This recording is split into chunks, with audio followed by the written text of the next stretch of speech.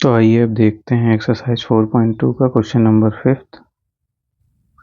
इस क्वेश्चन में हमसे कह रहा है कि if you have a spinning wheel, अगर आपके पास कोई स्पिनिंग व्हील है विथ 3 ग्रीन सेक्टर, उसमें 3 ग्रीन सेक्टर जैसा कि यहाँ पे फिगर में शो किया गया है, 3 ग्रीन सेक्टर आपको दिख रहे हैं 1 by 1, 1 blue sector and 1 red sector जैसे यहाँ पे दिख रहा है। What is the probability of getting green sector, तो ग्रीन सेक्टर की आने की प्रोबेबिलिटी क्या है, and what is the probability of getting a non blue sector, non blue मतलब जिसमें ब्लू ना हो वो वाले सेक्टर कितने हैं।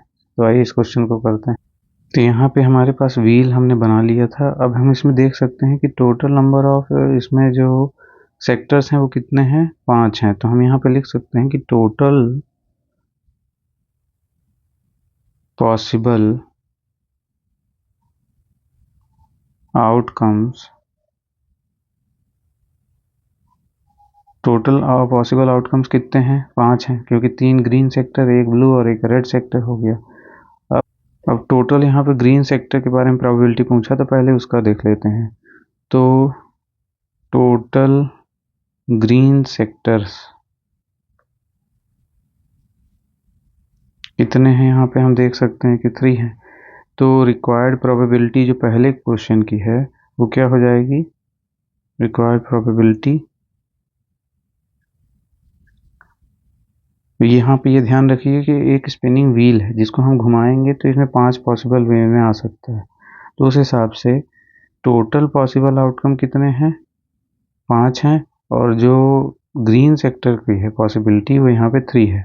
तो इसलिए number of outcome upon total number of outcome probability के फॉर्मूले के आधार पे 3/5 ग्रीन सेक्टर का आ गया। अब इसी तरीके से हम इसका अगला करते हैं जिसमें पूछा है हमसे कि नॉन ब्लू सेक्टर का क्या है। तो हम यहाँ पे देख सकते हैं कि जो सेक्टर ब्लू नहीं है उनकी संख्या 4 है। तो हम लिख देंगे कि टोटल नॉन ब्लू सेक्टर वो कितने हैं, 4 हैं। अब हमसे रिक्वायर्ड प्रोबेबिलिटी, तो हम लिखेंगे कि रिक्वायर्ड प्रोबेबिलिटी, तो टोटल जो है आउटकम्स हमारे कितने हैं, 5 हमने पहले निकाला था, और नॉन ब्लू सेक्टर की जो प्रोबेबिलिटी है नंबर ऑफ आउटकम वो 4 है। तो हमारी ये जो प्रोबेबिलिटी है नॉन ब्लू सेक्टर की निकल करके आ जाती है। इस तरीके से हमारा 5वां क्वेश्चन, 5th क्वेश्चन कंप्लीट होता है। अब हम आते हैं 6th क्वेश्चन की ओर।